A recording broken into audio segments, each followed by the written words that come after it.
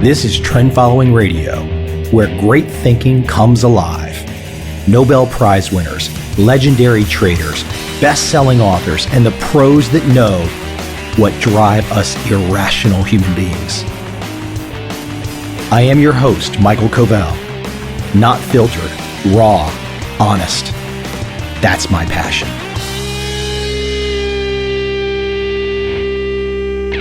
Today on the show, making his second appearance, is Van Tharp. Van Tharp, profiled in Jack Schwager's classic series of The Market Wizards. I hope you enjoy.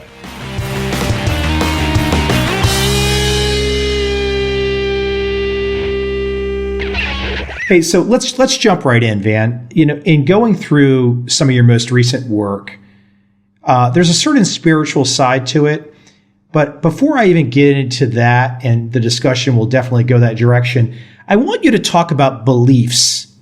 And, you know, people sometimes maybe they'll think, oh, I know what a belief is. But I would like for you to define a belief and then maybe define it in the context of trading, investing. Well, there's a lot of definitions for that, but I will call a belief any thought that floats through your mind that you attach to. And the more you attach to it, it becomes, the more serious it becomes.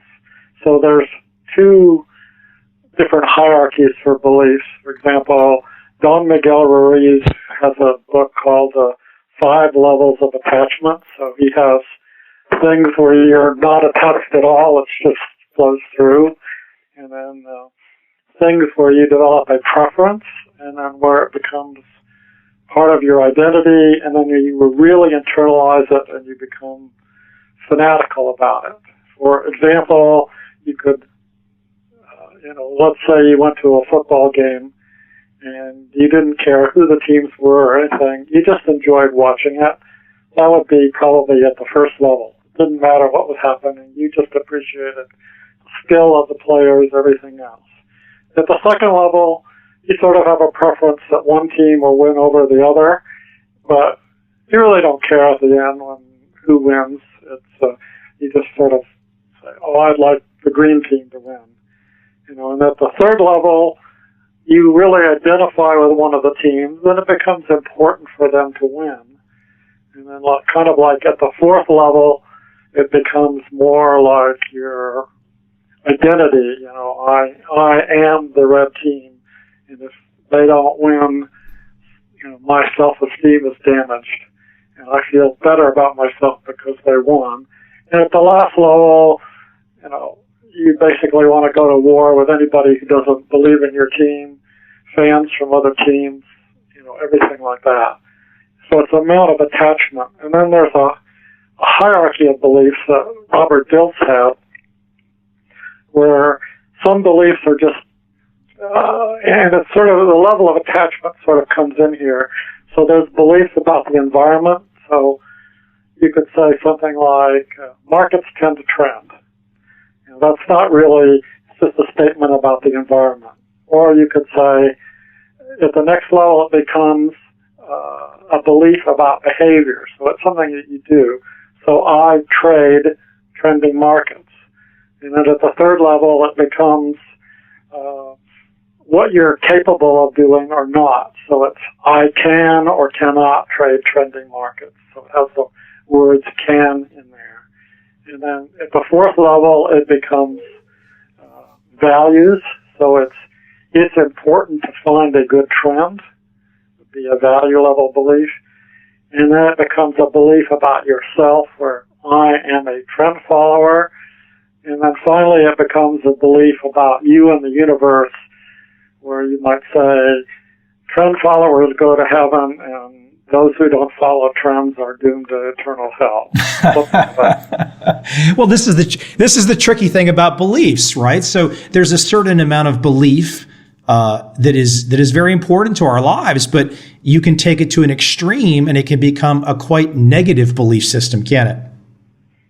Let's say, for example, you have some sort of prejudice. The prejudice might be people of a certain color are inferior, or people of a certain behavior type are inferior, or somebody with a certain blood type is inferior. Let's say you have the idea somebody with a certain blood type is inferior, and then so you cannot, but you don't know whether they have that blood type or not. You just have that belief, and then you go around and you have relationships with people, and you almost have to get to the point where you're pretty intimate with them before they'll tell you the blood type. But then as soon as you discover that the blood type isn't what you consider perfect, you decide, well, I'm going to break off this relationship, and maybe it hurts you, it hurts them, all because you have this funny belief. And then maybe you decide to marry a woman, and who you're sure she has the right blood type, and then you find out later that she got a partial transfusion with maybe a blood type that was really bad, and so suddenly she's impure, and now the rest of your life you feel betrayed by her. It affects your whole relationship, and it's all because of a silly belief that's not true in the first place. And what's interesting is here we're not talking yet about investing or trading, but I think the audience is bright enough to see that the metaphors, the analogies you're using can easily be applied. I mean, people should be imagining the descriptions you're giving and then apply it to your money investing trading world. It's the same thing. We have these same types of very strong beliefs when it comes to investing and trading. Right. You don't really trade the markets. You trade your beliefs about the markets. You might have something, you might think a chart represents the markets. It really doesn't. It's all the ticks and stuff, and it's your way of looking at it. And then there's other people who can't look at ticks and things, and so they have to have moving averages or bars of a certain size, and then they don't like even the moving averages, so they maybe adjust them with time and do all sorts of funny things to that, and then maybe they go 4 or 5 more steps removed from reality and get other indicators there. It's all beliefs. Yeah, I think one of the most powerful beliefs is the idea of the moment of right now. And I thought one of the great examples that I had never seen before was the Navajo. And their idea is that there's no future, but a never-ending present. And, I also saw references to Eckhart Tolle in your most recent work. And I thought that was a very prescient way to think, a never-ending present. That is really all we have, isn't it? Right, yeah.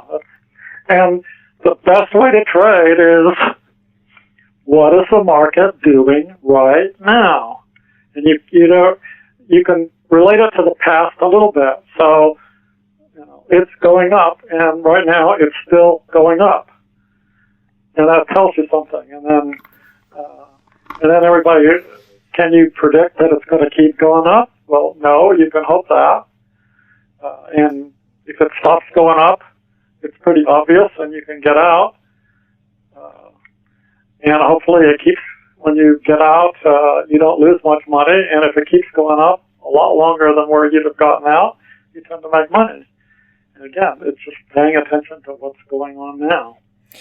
We don't have enough time to get into the subject completely today, but as we're talking about beliefs, maybe you could give an example or an initial first step for those people out there that are maybe already listening and maybe thinking, wow, maybe some of my belief sets are not the best. Maybe I can find a better direction. So how do people, what are some of the first steps for getting rid of non-useful beliefs?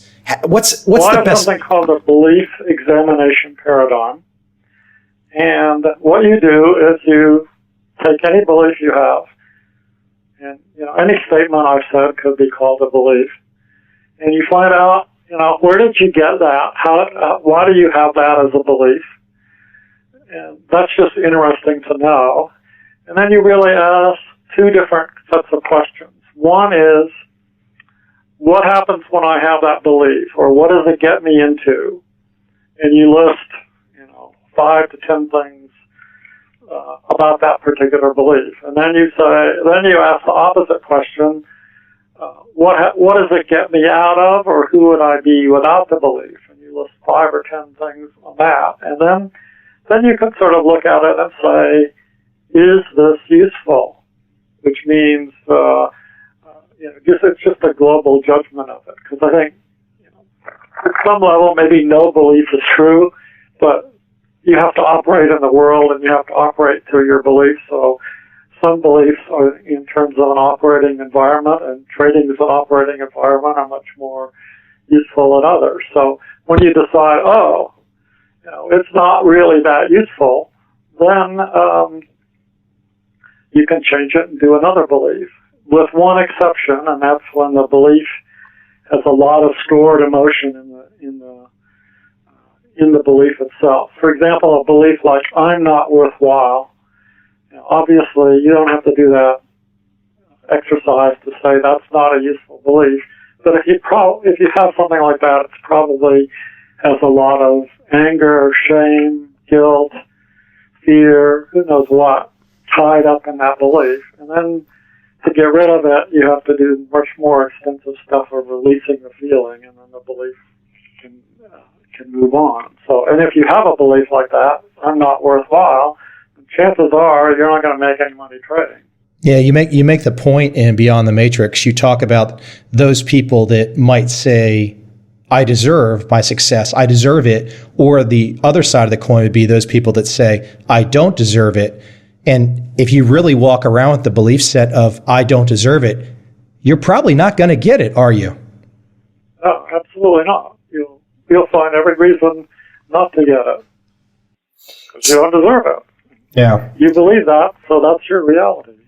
Let me ask you a controversial question about Beyond the Matrix. So you cover a lot of different areas in it. And, from the system aspects, R multiples, position sizing, etc. But you do go into some areas that some people might view as controversial. But I'm sure you'd say, hold on, there's a reason for all this. But I noticed that you have certain references to Hindu beliefs, Christian beliefs, Buddhist beliefs, and many of these are just great foundational things that I think most people in the world can agree with. However, you're probably going to have some people out there that might be thinking, well, hold on, what if I'm not a religious person? Can I still benefit from Van's work? Or is Van saying that I can't really get to a certain level of success if I don't have that religious belief? How do you address that subject with those people that might say, "Hey Van, I'm more of an atheist," or "Hey Van, I'm more of an agnostic"? How do you address that? Well, first, everybody has spiritual beliefs. I would not call myself religious. I'm spiritual, so I don't have any particular faith that I believe in. But I do believe in. I kind of believe in an idea of oneness that, it's the same thing as quantum physics. Quantum physics says really at some level everything's one, and it all kind of relates together that way. So that's the kind of belief I have. But it doesn't matter whether you're, have really strong faith in some particular religion or some religious beliefs, or you're an atheist. You still have spiritual beliefs. Spiritual beliefs of an atheist might be everything's random and mechanical, and that's really going to influence you and how you perceive the world and what happens. You could have a set of beliefs that say, what is perfect, which is kind of one of my beliefs, and that's a totally different aspect from everything is mechanical and bad things happen to good people and all sorts of things like that. I'll give you an example. Somebody recently, I had a series of people write in and give how reading that book and using that book had changed their lives. And then one person really objected to some of the spiritual stuff in there, especially the idea about chakras. And then he made some statement about how, I used to believe in positive attitude and the law of attraction and abundance and all those sorts of things. But it never really worked for me, and it had a cost. He said the cost was it got me out of reality. And the reality of it all is I'm a limited human being living on a rock hurling through space. And I looked at that and I thought to myself, wow, if I had that belief, I'd really be depressed. But that's his belief, and that's the way he operates in the world. And it doesn't allow, and if you believe it, it's true for you, and and then he is a limited human being on a rock hurling through space, and that's his experience. Yeah, there's got to be a way. Does that make sense now? It does, and I think people have got to dig deep. There's got to be something optimistic that you can look at this fantastic world, all these colors, all these people, all these opportunities, and so much of it takes place in our mind, and then, as you point out, our beliefs. But it seems like we have such a short time on the planet. Better to take a positive direction than hold on to some of the more negative emotions. Let me give you another example, and it's not quite on that level, but it's kind of like a big picture, and it's like, so if you look at our economy, the debt is awful, the debt is asymptotic, and you think, oh, it's got to totally collapse, or we're going to have hyperinflation. Maybe the U.S. government's going to collapse, and you read newsletters that talk about the end of the world tomorrow. I think there was one set of newsletters that's recently pointing out that this new law that's coming into effect, where foreign institutions have to report on the holdings of U.S. citizens, and that's going to end the dollar and all that stuff. And it sounds like a real doom and gloom. But, so you can let all that shape you, and then you're always looking for chances to go short. And you miss the fact that the market is setting new highs almost every other day. And then if you don't really look at it in a big, so you could say, oh, well, it's a bull market, and the market's setting new highs every day. How come I'm not making much money? And then if you look at the range of the S&P over the last 100 days, it's probably less than 5%. So the market's making new highs, while over the last 100 days, the S&P's gone up less than 5%. So it's basically a sideways quiet market that's setting new highs. And that's what's actually going on. And yeah, you can make money in that market if you're really aware of what's going on. But if you're shaped by doom and gloom and everything else, and if the market's going to go down and crash, you're going to know about it very quickly. Van, I couldn't help. You never get a new high and then a crash of 20% the next day. I couldn't help but notice, because as you're making the case for, some of the doom and gloomers out there, perhaps they've, from their perspective, their fundamental perspective, they've got a good reason for being that way. But as you're pointing out, the market, the price itself, at least in equities, is going an opposite direction of their belief. And I think it's interesting, and I'd love for you to comment on this. I noticed in Beyond the Matrix, 3 of the first people that you thank in the acknowledgments are Ed Seykota, Tom Basso, and Bill Eckhart. All 3 notorious in their success for price-based trading systems. Right.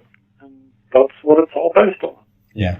Looking at it fundamentally, the debt is a lot like the price of the NASDAQ in 1999.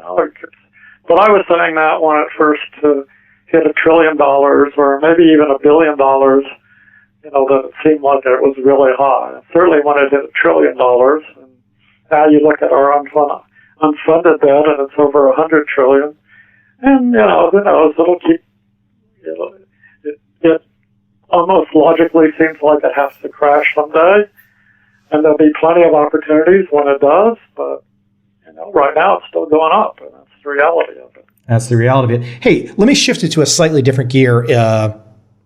Big money. You use this phrase. What do you mean by big money? Explain to the audience how you use big money and what it means to you. Well, I consider a lot of things that go on in the world as a game. So money is basically a game, so if you think about money and you try to learn the rules of the game, and you're not very aware, you come to the idea, well, if I have maybe if I'm a millionaire, I'll be happy or something. And then you get to millionaire status and you think, well, maybe I need to be a billionaire to be happy. And then since that rules out to all but about one person in a million in the United States, then you might say, well, if I have the most toys, then I'll be happy. So you get this rule that you win the game by having the most money or the most toys or something like that. And then, but when all these games, somebody invents the rules and somebody does it in a way that typically benefits them. But you could change the rules. So the way to change the wealth game is to say you win the wealth game when your passive income, which is income that, well, every kind of income requires some work, but let's say it doesn't require more than 2 hours a week or 2 hours a day of work, which means you could day trade for an hour every morning and call that passive income. When your passive income is basically greater than your expenses, then that's it. 2 hours a day is all you have to work. And that's a different way of perceiving the money game. So, but when I talk about the money game and big money, it's pretty obvious that big money aligns things up so that they win and you lose.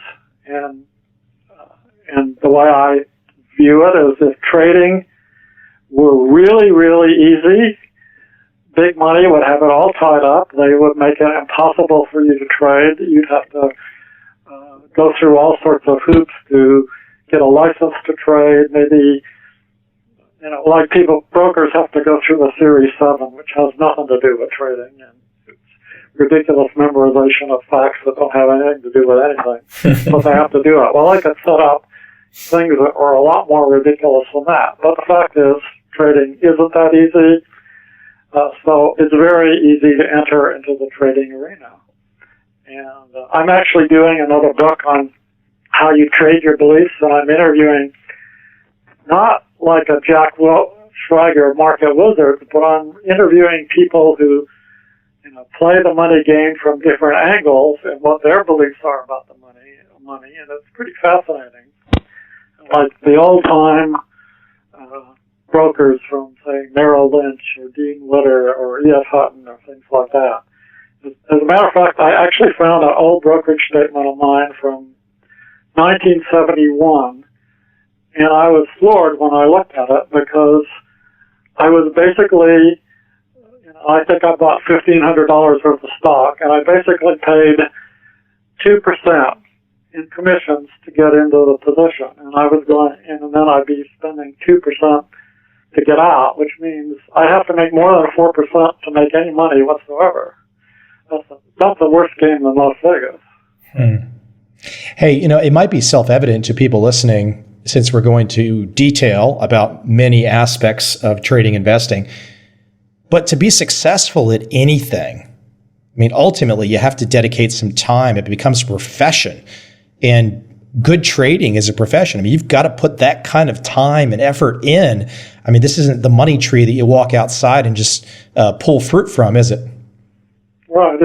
I consider it as much of a profession as anything else. So you have a doctor who's, gone to pre-med and then 4 years of medical school and then an internship and residency, and then they make a lot of money, and then they go in the markets and think they know how to trade, and usually have a disastrous result. Whereas if they put in 4 to 6 years learning how to be a trader and learning the right way, they probably have a lot different results. So I got one last kind of a small issue that I noticed in your work that I had not seen the expression before, and I want you to explain it, maybe give an example. It's the idea of trader jail. Oh, well, I only know there's a large hedge fund. I won't mention the name because I don't like their name mentioned. But they had a psychological coach working for them. And he basically set up something where if they didn't, if they had a drawdown that was about 50% of what they were allowed by the company or something of that nature, they were put in trader jail, which meant they basically, I think half their money was taken from them, and they were in a position where they basically would be fired if they didn't get that thing. And I worked with a client who'd gone through this. And it It basically put him on a freeze mode where he couldn't act or do anything. It was kind of an irrational drawdown number picked from something unrelated to maybe what the markets are even giving. Right. Well, it was a concept. You might call it an invented belief that was totally not useful at all, and probably didn't help anybody, but hindered a lot of people. Hey, so let me just give an idea here, something big picture. I don't fear the unknown. So many people fear the unknown. What's going to happen next? How, when you first get someone, they come to you and they're like, Van, tomorrow it scares me, or the unknown scares me, or what's going to happen next scares me. How do you get people to start going down the path of conquering this fear of the unknown? The unknown, we deal with this all the time. And there's another way to look at it is the unknown can be exciting.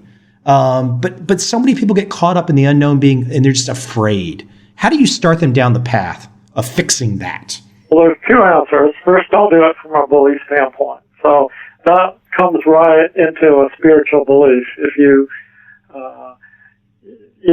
believe that everything's perfect as it is, that what it is perfect, and then you're never going to have a belief like that.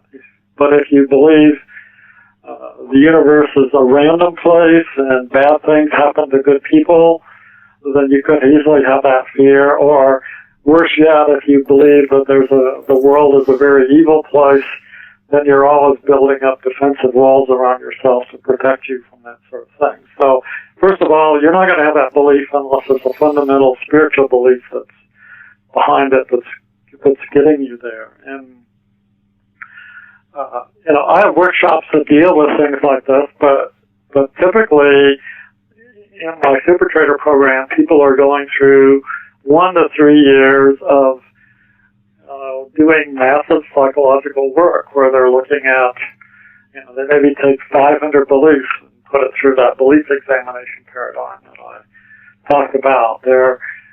A lot of those will have attached feelings that they have to get rid of the feelings so they can release the beliefs.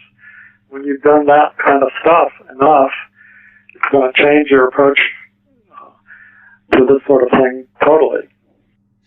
I should bring it up since we're delving into many issues in your work beyond the matrix. We should probably talk about the matrix for a moment. I don't know who doesn't love it. Thinking people love it. That great scene, the red pill, blue pill scene, and taking the red pill and, take that red pill and let's go down the rabbit hole. I'll show you how deep that rabbit hole can go. So many people really don't want to go down that hole, do they? They really don't want to take the red pill. It's so much easier to be in suspended animation and take the blue pill and just be happy. Well, I don't know if you're happy, but it's like sitting on a tack and it really hurts, but you're really afraid that if you pull the tack out, it might be worse. Yeah. It's no way to go through life. And maybe it is for a second, but you just feel it might be worse, or maybe you'll bleed or something like that, and so you'd rather just sit on the tack. Because what you have to understand is that to do what I suggested, so say you've got a lot of fear, to do feeling release on fear basically means you really sit with the fear and accept it and get deep into it until it just pops and goes away. And that, so quite often the stuff not only pops and goes away, it turns into something positive. And but the whole thought of, if you're full of all these negative emotions, that you're going to have to feel those feelings and deal with them, people just don't want to do that. The idea of sleep. So many people try to do so much, that I'm going to exercise, I'm going to do this, I'm going to work hard. But, there's a lot of people that are going through life on 3 and 4 hours of sleep a night. And the body and the mind just don't work at any kind of optimal functioning on 3, 4, 5 hours of sleep. Do you discuss sleep in your work at all? Not really, but I used to be a sleep researcher in the days when I was into biological psychology, so I know a little bit about it. And certainly, even people who do shift work, where my wife was the nurse in Singapore, and they put her on like 4 days of day shift, and then she'd do maybe 2 days of shift that started at 6 o'clock or 4 o'clock and went to midnight, and then they'd put her on the evening shift that started at midnight and went to 8 a.m., and then she'd get a day or two off, which is basically what you need to do to recover, and that's considered her weekend or her time off, from a schedule like that, and living that way is just ridiculous, and people can't do it. I sometimes only sleep 3 or 4 hours, but I usually get 8 hours in a day because I take naps. Yeah, somewhere along the line that the body just demands it. Okay, let me let you end with this, and it's I mentioned the spirituality and maybe somewhat incorrectly referred to it as religious in the beginning, but I do see there's a clear distinction there. There is a dominant spiritual energy in the body to awaken. You believe this? Yeah, I think the way I see awakening is there's that actual shift in the brain. In the brain, because it's only due to the activity of the left parietal lobe that you feel at a certain age in time that you are separate from the rest of the world. If that part of you stops functioning at that level, you don't have that perception anymore. And what's happening for a lot of people now is that shift beginning to occur. You basically get that sense of being one with everything. And there's a book, there was a neuroanatomist, I think can't remember her name. She had a stroke, and she went through this process of the stroke because the part of her that was non-functional was the part that shut down. And she got into incredible spiritual states, and she was conscious enough to realize what they were just from knowing that her brain wasn't functioning. And then, of course, at a certain level, and then, of course, she was fortunate enough to totally recover and then be able to give a lot of lectures on this thing. Hey, Van, as we're talking about these issues, I'm calling you from Asia right now. I think it's interesting to compare as a young man growing up in Northern Virginia. Both of my parents were of different religions. Nothing like the dominant force of religion in Southeast Asia and Japan and whatnot. The Buddhist traditions. I'm curious from your perspective. You mentioned your wife working in Singapore. I'm curious from your perspective.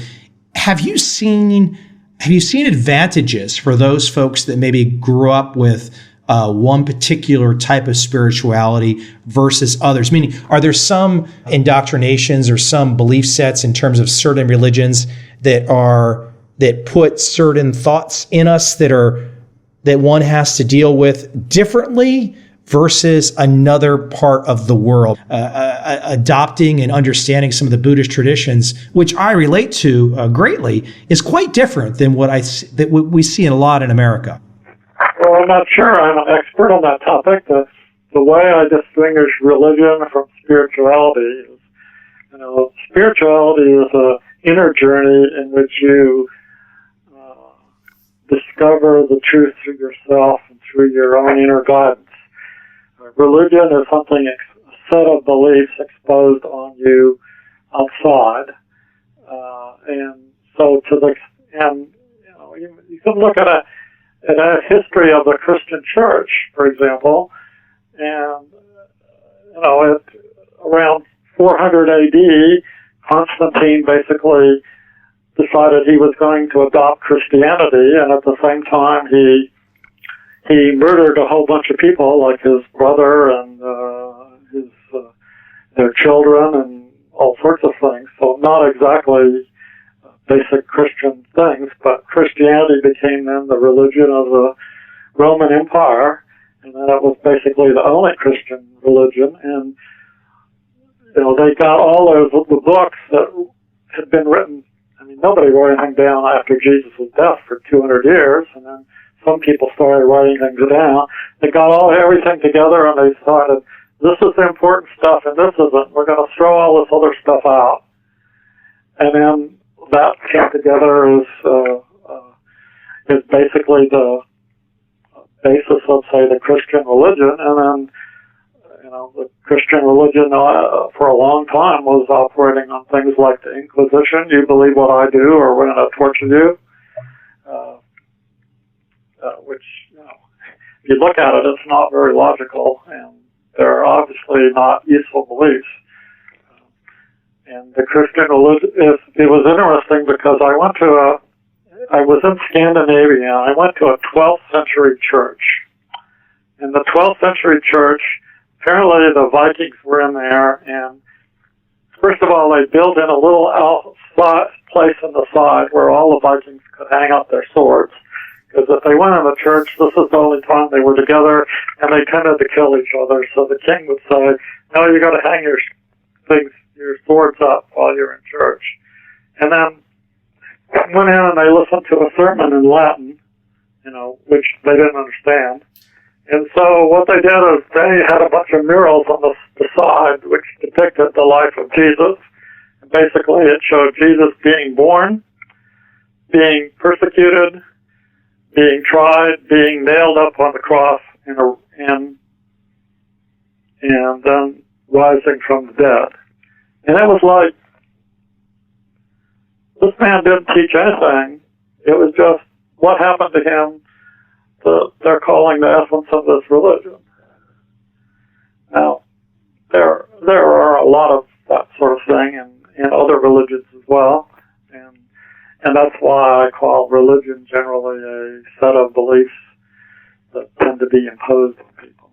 I think you make a fair point. I saw a comment on a Twitter feed in the last 24 hours. Someone was talking about the fastest growing religion in the world. And this gentleman said, well, hold on. It's not the fastest growing religion. It is simply the group of people that have the highest birth rate. Because, when a child's born, he doesn't have a chance to choose the religion. So it's something similar. But I think ultimately you and I are not trying to have a religion versus spirituality conversation. I think we're pointing out that spirituality and religion are two different things, and that there are some benefits from thinking spiritually, and you've connected these quite clearly in your work. As we wind down, where is the best place for people to find Beyond the Matrix, Van?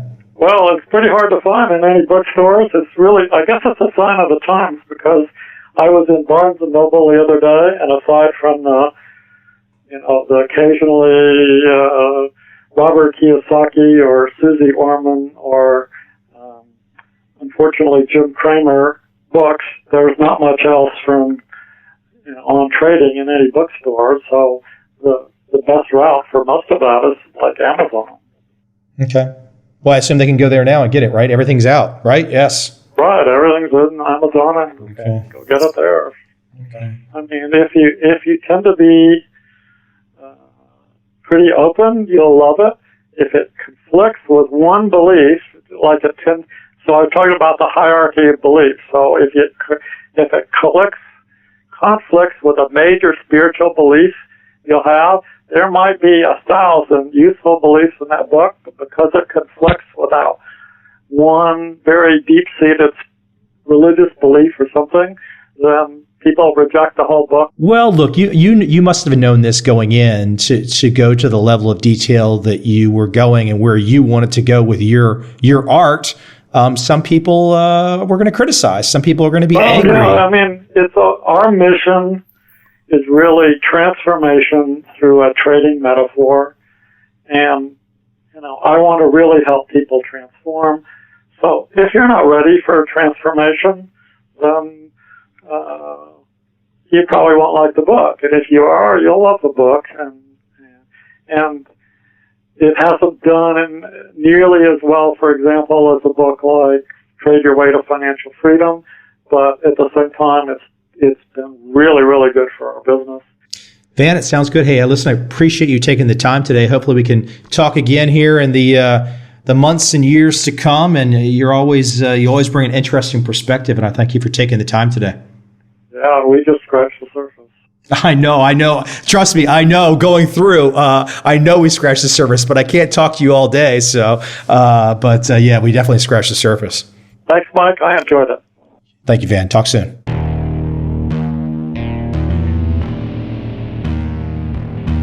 I see a time when those awake will understand how to make money in up, down, and surprise markets. Whether new trader or experienced, college student or financial advisor, protecting against a crash or just trying to make a lot of money, trend following offers everyone an answer in uncertain times. To get started immediately, send me an email, michael@covel.com. I will send you the right trend following steps to take along with my free video. But if you want to buy and hold, trust the government and trust Wall Street, this is absolutely not for you.